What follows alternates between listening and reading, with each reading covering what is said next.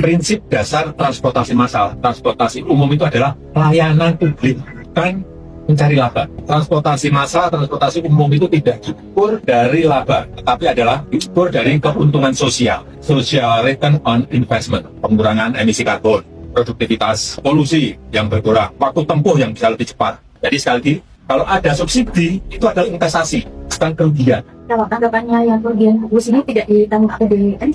Itu kewenangan pemerintah, saya nggak mau jawab. Dari kemacetan itu, negara rugi secara hitung-hitungan, kalau di Jakarta saja kira-kira 65 triliun per tahun. Kalau Jabodetabek plus Bandung, kira-kira di atas 100 triliun per tahun. Untuk mengatasi itu, kemudian direncanakan dibangun yang namanya MRT, kereta cepat, sebelumnya lagi KRL, ada juga kereta bandara, agar masyarakat berpindah dari transportasi pribadi, mobil atau sepeda motor ke kereta cepat, MRT, LRT, kereta bandara, dan kerugian itu bisa kurangi dengan baik. Banyak yang salah kaprah soal kereta cepat Hush Jakarta-Bandung. Mahfud MD bilang proyek ini markup, mahal bani negara. Tapi fakta berbicara. Hush bukan beban APBN, biaya tinggi wajar karena proyek pertama, dan social return-nya jelas terlihat. Hemat waktu, kurangi kemacetan, ramah lingkungan, meningkatkan produktivitas nasional. Di video ini kita kupas tuntas angka, biaya, utang, dan strategi nasional Hush. Dari kecepatan 350 km per jam, frekuensi keberangkatan, hingga subsidi transportasi proyek kereta cepat Hush mahal. Siapa yang menyebut ada markup? Kali ini kita akan bongkar tuntas klaim Mahfud MD. Dan percaya atau tidak, fakta akan menempatkan mantan presiden kita, Joko Widodo, di posisi menang mutlak. Jangan cuma percaya klaim tanpa konteks. Tonton sampai akhir untuk lihat bagaimana Jokowi sebagai visioner membangun proyek nasional pertama yang strategis. Proyek Hush adalah investasi strategis, bukan beban APBN. Perbandingan biaya Indonesia versus Cina harus konteks proyek pertama dan ekosistem berbeda. Transportasi massal tidak diukur dari laba, tetapi dari social return on investment, termasuk pengurangan kemacetan dan emisi karbon. Subsidi transportasi massal adalah investasi, bukan kerugian. Fakta kecepatan, biaya, dan pembangunan Hush menunjukkan dugaan markup Mahfud MD berlebihan.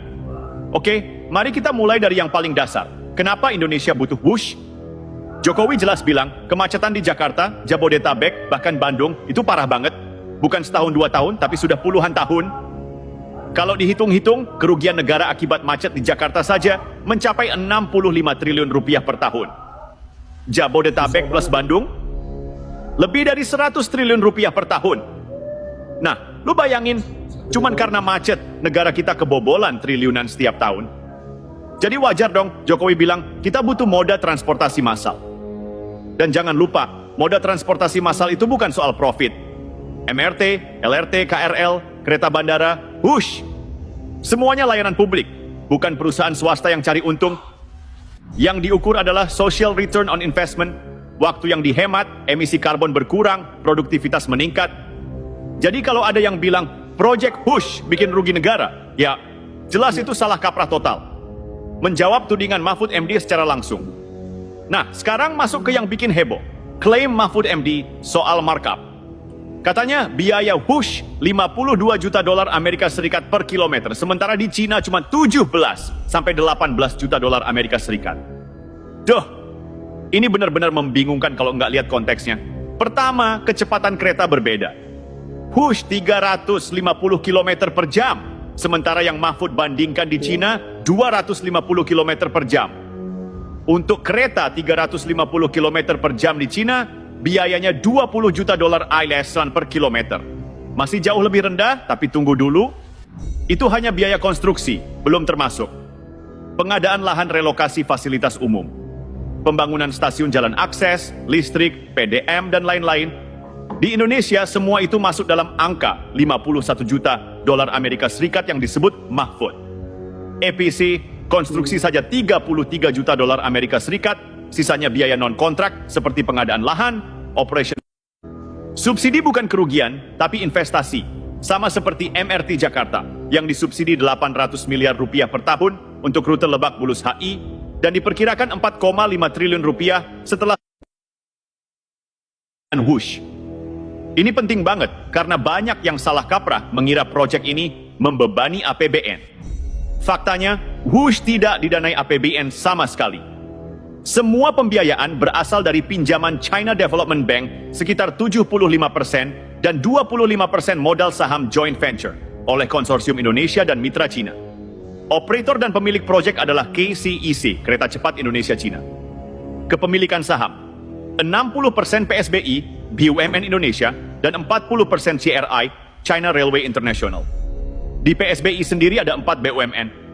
PT KAI 51%, Wika 39,12%, Jasa Marga 8,3%, dan PTPN 1,58%. Jadi jelas, siapapun yang bilang proyek ini beban APBN, salah besar. Menteri Keuangan bahkan menegaskan APBN tidak akan menutup utang Whoosh. Yang menanggung utang adalah KCEC dan pemegang sahamnya. Jadi logikanya yang penting adalah bagaimana proyek ini bisa dikelola agar tidak berutang sampai mencekik leher, bukan bikin kegaduhan soal markup yang faktanya sangat overstatement. Clear ya teman-teman, Pak Prabowo juga sudah mengatakan jangan ribut-ribut soal Whoosh karena akan dia selesaikan ya kekisruhan yang ada, dicarikan solusinya.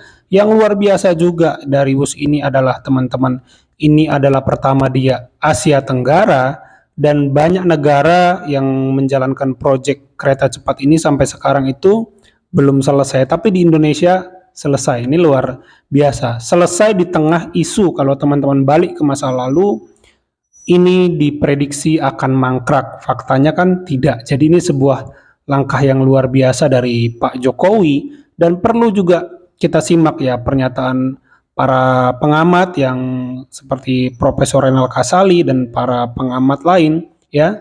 Tidak bisa disamakan biaya blueprint di atas kertas dengan kereta yang sudah jadi, karena ada biaya dadakan, biaya di luar prediksi, biaya tak terduga. Itu kan wajar dalam sebuah pembangunan, dan yang penting adalah social return ya seperti kata Pak Jokowi. Jadi tidak melulu transportasi massal itu yang dikejar adalah keuntungan secara finansial, tetapi secara sosial. Dan kalau kita lihat Pak Jokowi memang spiritnya adalah konektivitas ya setiap daerah. Jadi jangan diajarin Pak Jokowi ini kenapa membangun di Jawa saja. Seandainya kereta cepat ini tidak dibangun, bisa bangun di daerah lain. Jangan lupakan Pak Jokowi banyak melakukan pembangunan di luar Jawa, dan hanya Pak Jokowi presiden yang melakukannya.